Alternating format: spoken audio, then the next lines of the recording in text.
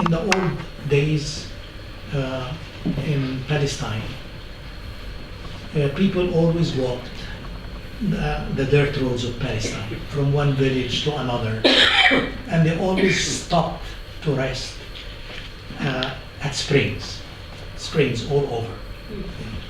And somehow the word itself began to mean both things, the way as well as the spring.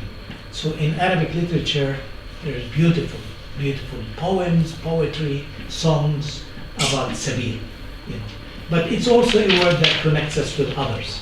It's a word that is found in the gospel. The early Christian community, the very first name that was given to the early Christian community according to the book of Acts, they were known as the people of the way. We remember that. And it is mentioned in the book of Acts 2 or 3 times. So we are the people of the way. So which for us it means we're on a journey. We are on a journey for justice, we are on a journey for liberation, we're on a journey for peace. This is very significant for us in many ways. So that's Sabil and Friends of Sabil and so on. So that's another area. Now, with the Palestinian liberation theology, the way it started, the way it was formed, really, the Intifada started. It was nonviolent Intifada, 1987. We did not have the PLO here, or the Palestinian Authority. There was no Palestinian Authority. Palestinian leadership was out of the country. So it was only the people. And the oppression was so hard, and the Israelis were beginning to really crack down on the Palestinians, that the whole Palestinian community just rose up. In those days, we did not have checkpoints. The country was open. We could get to Gaza. I could just get in the car, go to Gaza. We were under occupation, but Israel had not started using a different system of control that you have now. So, now the system of control is partly segmenting the people, closing off areas and so on. So it's a system of control. In those days, they had occupied the country and they were just ruling it, governing it in the way they did with the army and the police and so on. But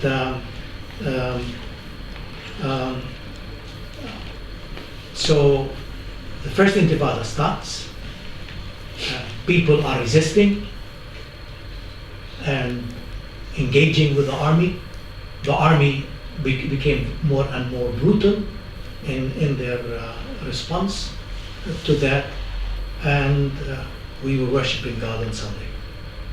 And people would come and they would tell me their stories of what happened the week before, whether some of my own parishioners, my own church members were picked up and put in jail, or their neighbors, people getting killed, people getting wounded,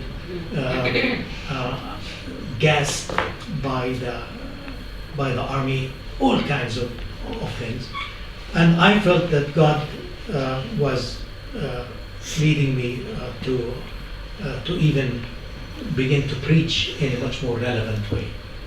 And then I started inviting people to stay after church and take the sermon, begin with the sermon, and try to see how it applies or does not apply to their life. And so we had discussion. And by the grace of God, things took off. So we started having people not members of the Episcopal Church. They started coming to the service and staying for discussion.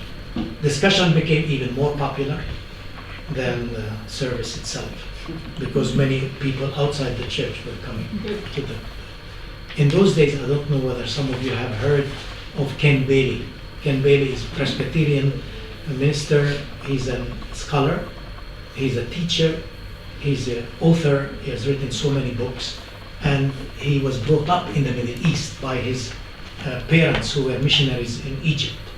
He happened to be with us for 5 years in Jerusalem. He was living at Tantur. And he was like our consultant, or was there as a scholar. So anyway, that's where Palestinian liberation theology started, by the people, with the people, and what clicked for our people, what clicked, and inspired them, is that when we said, look at Jesus Christ. He was born under occupation, lived all his life under occupation, Yes. and was killed by the occupation forces. Mm-hmm. And when our people were able to grasp that kind, that is placing themselves historically with that kind of background, seeing Jesus in that way, they became not only inspired, but they started contributing in articulating a theology of liberation for themselves. I tell you, every time I think about it, I'm so touched. It just touches me because of the beauty of what was really going on there. So you might not appreciate the radicality of this because unless you really know Eastern Christianity. Eastern Christianity, to a large extent, has never emphasized the humanity of Christ. The Eastern Christianity in the Middle East has emphasized always the divinity of Christ. If you go to any of the Eastern churches and see their theology, their liturgy, it's unbelievable. It is immersed in the Trinity, in the Incarnation. So people don't even talk about the humanity of Christ that much. Well, what happened, the revolution that happened, is that we were opening before them the possibility of seeing Jesus as a human being living under occupation. And that's where, without denying Jesus Christ's divinity, but it caught like fire, basically. And I think that's where I tell you, the best ideas for a Palestinian liberation theology definitely did not come from Ken Bailey. They did not come from me. They came from the people. What does it mean to be faithful to God while living under occupation? Which is the question that every Thursday, and we will be saying this in a few minutes at communion time. How do you read the text of Scripture? How God speaks to you when you are living under occupation? So that's